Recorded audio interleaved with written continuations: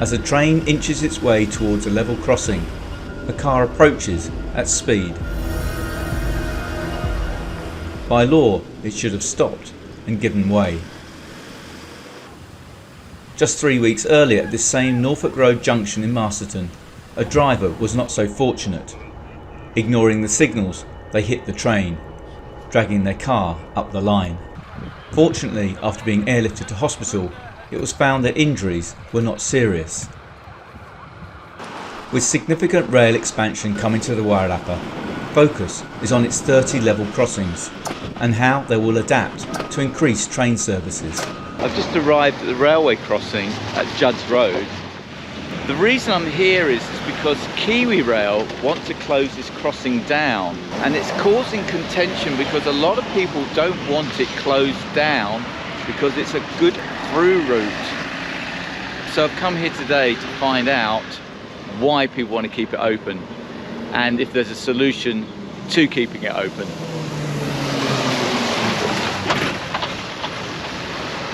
To explain why this crossing is particularly problematic for KiwiRail is locomotive driver Nick Eller, who regularly carries passengers and freight on the Wairarapa line. So we're approaching Judds Road level crossing. In particular with this crossing, we've got a really short junction.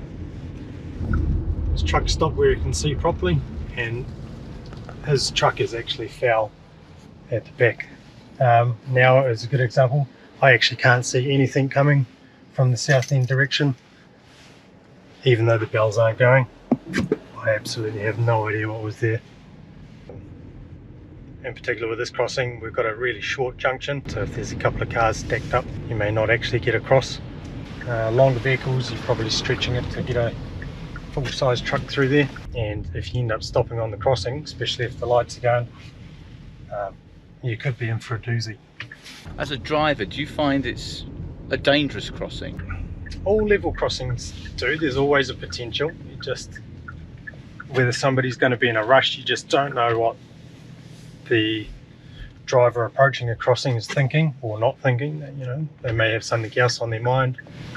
How often can you say that you see an incident that kind of alarms you? I'd say on a daily basis there'd be at least one. You'd see one person go over a crossing without stopping or without slowing down. Some crossings are better than others, and some are horrendous. They're the ones that sort of cause the anxiety. You get a bit nearer, you change your body position. You're just preparing yourself to be in the fastest position possible to put that train into emergency if you need it, or give a blast on your horn. With the proposed closure of Judds Road crossing affecting 900 vehicles that use it daily, a steering committee under the chairmanship of John Coburn is offering solutions to keep the junction open and safe. As you can see right now, we could have barrier arms here that come down, stop traffic going through like any other barriered crossing elsewhere. What we could do here is have an advanced warning system that the barriers actually come down a lot earlier than other crossings, so there's an additional safety built into it. In the event of a train coming through, if the crossing is blocked by perhaps a large vehicle, then there'll be a warning sign for that vehicle to move on. If a vehicle is actually caught on the hatched area, like a long truck or that type of thing, it will be allowed to escape through a special escape lane just on the left-hand side there. Judds Road is also a major connection to the town's bypass. Its proposed closure is causing concern within Masterton.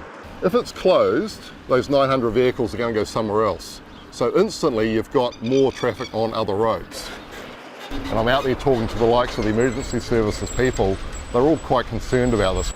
If an ambulance person needs to get to someone that's having a heart attack, for instance, every minute that goes by, their chance of being able to use a defibrillator and actually save that person's life drops by 10% every minute that goes by. We need to get people in here quickly.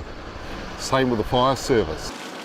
With more than $375 million to upgrade the Wairarapa line, the train timetable is set to double, giving faster, quieter trains estimated to run at over 100 kilometres per hour. Programme Manager for the upgrade, Andy Lyons, wants safety measures to meet the new service. there's still a chance that Judds Road may stay open. If road changes were made to the intersection of Judds and Namatawa, then that may enable us to leave the crossing open. But that would take some changes to the local road, so that's really in the remit of Masterton District Council. How long have they got to find that money and to do the upgrade? So with the Judds Road Working Group, we have said to them that if we can get some surety by November, if they're going to go down the route of a signalised traffic option, then we would need to know then to be able to work in with our design, because those two designs would have to be joined together. Championing the cause to keep Wairarapa's level crossings open is local MP Kieran McNulty. The council will have to stump up, but how much they stump up is a matter for them. And I've said that as local MP, I will go away and push for the remainder to be filled by government somehow. But with current estimates for new road layout and traffic signals at Judds Road at around $1.5 million, time is running out for Masterton to find the money to keep the crossing open. Phil Stebbing, Local Focus.